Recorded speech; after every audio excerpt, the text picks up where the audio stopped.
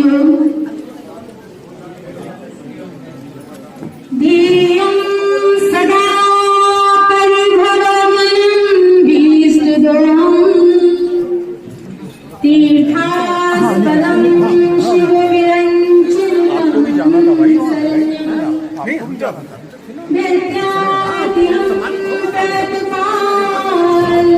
भवाब्धिपोतं वन्दे महापुरुषते चरणारविन्दं वन्दे महापुरुषते चरणारविन्दं। राम रामेति रामेति रमे रामे मनोरमे सहस्रनाम तत्तुल्यं राम नाम वरानने। यत्र यत्र रघुनाथ कीर्तनं तत्र तत्र कृतं निस्तकाञ्जलि। वास्तवाय परिपूर्णलोचनं मारुतिं नमः साक्षिशान्तिकम्। हरि हरि ओम। सर्वप्रथम मेरी आराध्य सत्ता के मूल स्तंभ पूज्य गुरुदेव भगवान के श्री चरणों में मेरा कोटिशय नमन एवं वंदन है।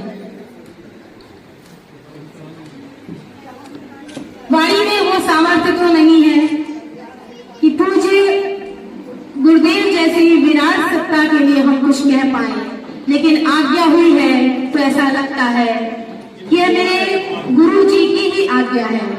तो अपने भावों को उनके चरणों में निवेदित करती हूँ। मेरे गुरुदेव, मेरे जीवन का अनुभव तो यही कहता है कि जीवन का जो भी रूपांतरण है वो मेरे गुरुदेव के कारण है। तो कहते हैं कि गुरु कौन है? गुरु कौन है? तो किसी ने कहा कि गुरु वे हैं जो हमें भगवान से मिला दे। तो भगवान तो सबके हृदय में विराजमान है। सिया राम मैं सब जग जान। उसको दे दीजिए। भगवान तो सबके हृदय में है, सबकी कल्पना में है। फिर गुरु का कार्य क्या है? तो कहते हैं उस घट में उस हृदय में विराजमान परमात्मा को, परमात्मा की जो पहचान करा दे, वह हमें नेत्र वैसे प्रदान कर दे, वही गुरु का कार्य। कहती है श्री तुलसीदास जी महाराज जब चित्रकूट में विराजमान थे, श्री राम जी आए और श्री तुलसीदास जी पहचान नहीं पाए और हनुमान जी इस दृश्य को देख रहे थे।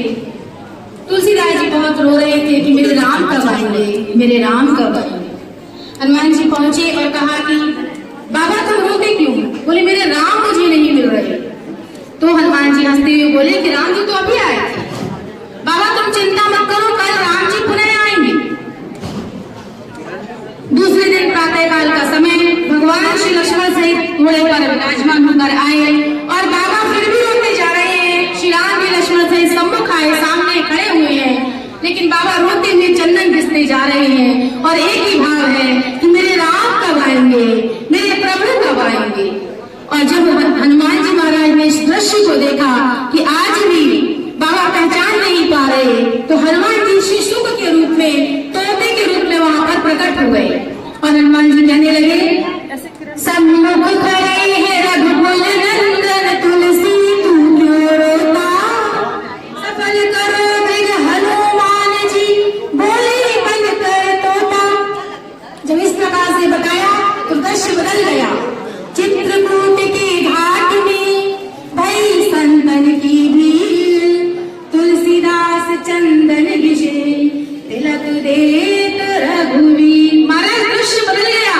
जो पहचाना तुलसीदास जी ने कि मेरे प्रभु खड़े हैं, चरणों में गिर पड़े, अत्यंत रोने लगे कि मेरे राम आ गए, मेरे प्रभु आ गए। और रोते रोते तुलसीदास जी चरणों में गिरे हैं राम जी के, लेकिन मन में हृदय में एक ही विचार है। क्या? तुलसीदास जी श्री हनुमान जी के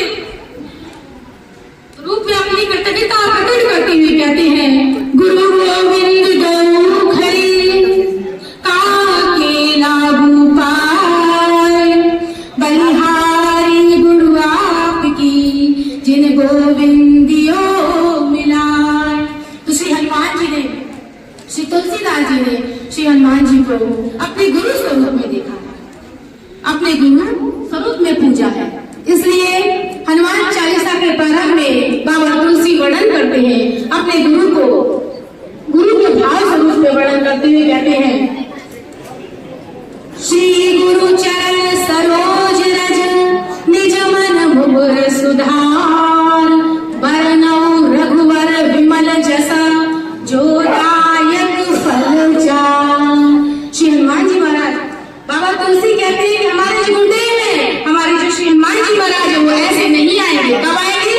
बरनऊ रघुवर विमल जसा, जहाँ जहाँ श्री रघुनाथ जी का, श्री राम जी का कीर्तन होगा, वहाँ वहाँ हमारे श्री हनुमान जी महाराज दौड़े चले आएंगे। इसने कहा, यत्र यत्र रघुनाथ कीर्तनम तत्र तत्र कृतम स्तवांजलि वास्तवानि परिपूर्ण लोचनम मारुतिम नमद राक्षसांतकम।